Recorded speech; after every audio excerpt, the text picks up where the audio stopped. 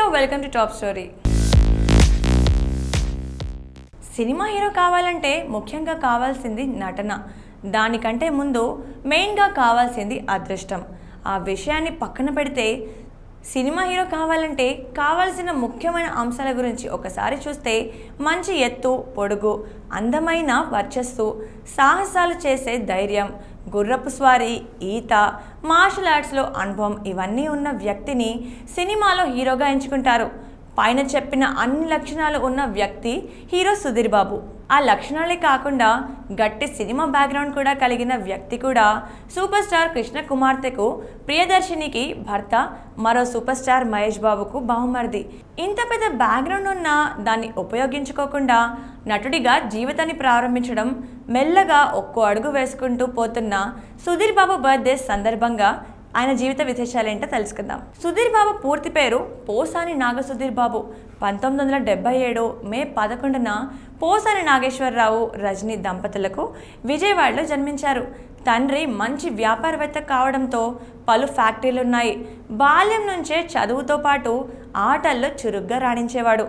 ఊటీలోని ఒక స్కూల్లో ఎల్కేజీ వరకు చదివిన సుధీర్ బాబు తర్వాత గుంటూరులో ఉన్న లైలా కాలేజ్లో చేరారు.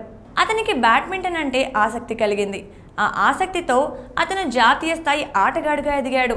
అక్కడ చదువుకుంటున్నప్పుడే పుల్లెల గోపీచంద్తో కలిసి డబుల్స్ ఆడేవాడు. తర్వాత డిగ్రీ చదువుకున్నప్పుడు ఆయనకు సినిమాల్లో నటించే అవకాశం లభించింది. ఆనంద్ సినిమాలో హీరోగా అవకాశం వచ్చినా అతను చేయలేదు. ఆ సినిమా మంచి విజయాన్ని సాధించిన తర్వాత ఆ సినిమాలో చేసి ఉంటే బాగుండు కదా అనుకున్నాడు. కొంతకాలం గార్మెంట్ వ్యాపారం చేశాడు. ఆ వ్యాపారం చేస్తున్న సమయంలో అతనికి కృష్ణ కుమార్తె ప్రియదర్శినితో పెళ్ళైంది. పద్మాలయ స్టూడియోలో మహేష్ బాబు కోసం వేసిన బ్లాక్లో 6 నెలల పాటు శిక్షణ పొందాడు. దాని తర్వాత తన వదిన మంజుల నిర్మాతగా రూపొందిన ఏం మాయ చేసావే అనే సినిమాలో నటించే అవకాశం వచ్చింది. అయితే ఆ సినిమా ద్వారా అతనికి గుర్తింపు రాలేదు, కానీ SMS సినిమాలో అవకాశం వచ్చింది. తాతినేని సత్య దర్శకత్వంలో రూపొందిన ఈ సినిమాలో సుధీర్ బాబు, రెజినా కసాండ్రా జంటగా నటించారు. ఈ సినిమాలో కొరియన్ డెలివరీ బాయ్ శివగా నటించారు. ఆ సినిమా పర్వాలేదనిపించింది. దాంతో మారుతి దర్శకత్వ పర్యవేక్షణలో జె ప్రభాకర్ రెడ్డి దర్శకత్వంలో రూపొందిన ప్రేమ కథా చిత్రం మంచి విజయాన్ని సాధించింది.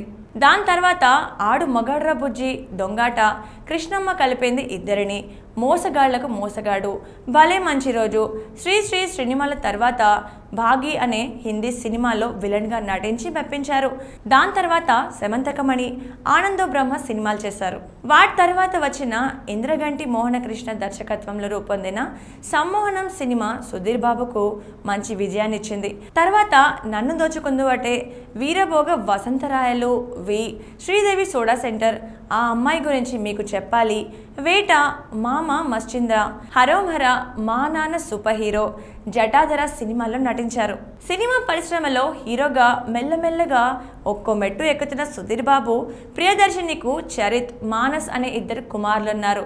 ప్రస్తుతం సుధీర్ బాబు మరో కొత్త చిత్రంలో నటించేందుకు సన్నాహాలు చేసుకుంటున్నారు. సో చూసారు కదండి ఇవాళ బర్త్డే స్పెషల్ ఎపిసోడ్. మరో ఎపిసోడ్తో మళ్ళీ కలుద్దాం. అంతవరకు చూస్తూనే ఉండండి మహామాక్స్.